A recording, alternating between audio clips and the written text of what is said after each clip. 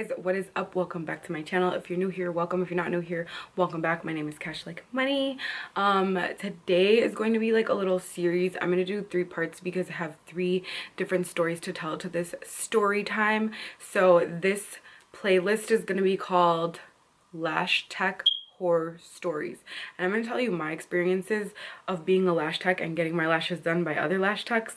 So before we get into that, don't forget to smash that notification bell so you can be a part of the Glam Fam. As always, guys, don't forget to like, comment, share, and subscribe so you can be linked in on my newest content. Let's get into the video, shall we? Alright guys, so I have been a lash tech for 3 years and I have only had a very few good lash experiences, and a majority of them have been bad. So let's get into it. Part one.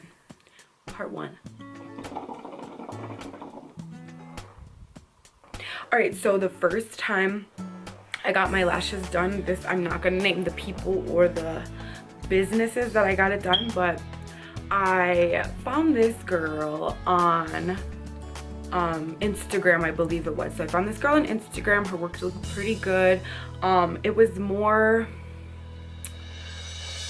how can I say this, like the proper term, she used more longer lengths than most other lash techs. So she used really more dramatic lengths, but her lashes looked really full and they looked really good. So I went ahead and booked with her. It was for a, I think it was a Thanksgiving special she was running. So I was feeling not so together. Like, I went to get my nails done that day by Kimmy, and then I wanted to get my lashes done by her. So I had to drive all the way down almost to the east side to get my lashes done. So my experience when I was laying there with my eyes closed because I was taped up.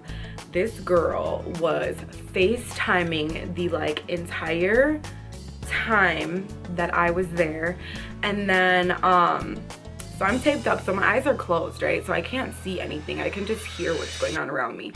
She would leave me like unattended during my session for like extended periods of time, and like me being a lash tech, I know that those things are not like okay to do. So I'm just like okay, no big deal. But wait, it gets worse. So then, you know, she finishes everything else, and it's not a big deal. They look really good.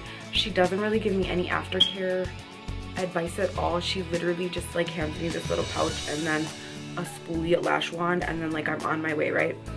So then I'll show you a picture too, or a video of her when she did my lashes. They looked good and they stayed on pretty good too. But then I was only booking her for the Thanksgiving special to see how she was. She booked me for a fill. I didn't book me for a fill. I didn't want to go back to her because my experience wasn't great, right? So she booked me for a fill. She charged my card, and then I told her, I was like, hey, you know what's going on, like troubleshooting, like you charged my card, I didn't book a fill with you, I was just kind of trying you out, I didn't want to tell her like, hey, I had a bad experience, like you kept FaceTiming, you kept getting up, you leave me unattended, woo woo, I'm a lash tech, I don't do that to my clients. So then she's like, I'm no refund policies, no refunds, like I was like, okay, but with this girl, and she charged my card for a fill that I didn't book. So it pissed me off because I wouldn't do that to my clients. You feel me? Like, if it's a misunderstanding, I would talk to them and be like, oh, I'm sorry, thought you booked for a fill, woo woo, and like problem solve. And she didn't do none of that. So customer service was trash as fuck. Like, it was trash, like, not gonna lie.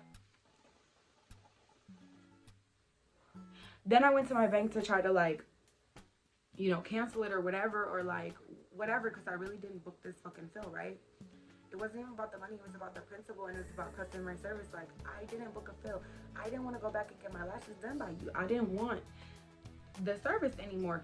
So then I couldn't even get my $75 back from the bank because I used that same card for a deposit.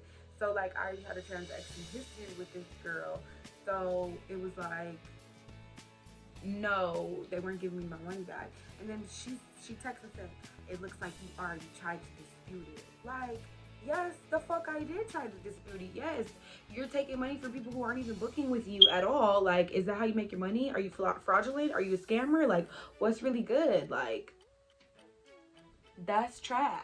Bruh. How do you survive in this lash industry? Like, I did not like it. So yeah, it was trash as fuck. And like, her work was really good. Like, I'm gonna insert videos of me. I have a video of me, a get ready with me video, and her lashes were really, really good. So it's not like she had shitty work. It's just her like customer service and leaving her clients unattended and FaceTiming while I'm paying her for my time is rude. And I would never do that to my clients. And thank God I have never done that to my clients. So yeah, that was Hunty. She had me effed up. Effed up. But I look cute though, but she had me effed up.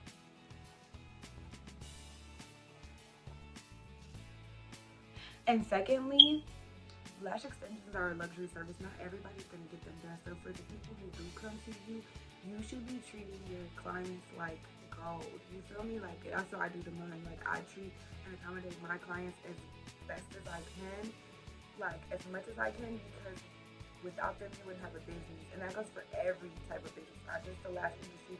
Every business, like makeup artists, hairstylists, everything. Yes, don't take people's shit, but at the same time, like, that's your brand. You're building a brand. Be a business person. Be respectful and educated and do the right things. If you're not going to do the right things, don't do that business, and that's not the field for you. There's plenty of other fields where you could work in, or you could be a business owner silently, a private business owner, private business partner. Don't work in the service industry if you have a bad attitude. Don't do that. If you're going to be a scammer and scam people, don't be in the service industry. Don't work with people. Do something else. Buy stocks or real estate or somewhere you don't have to really deal with people. Do something else where you can make lucrative income off of. But not that. Don't do that. You know?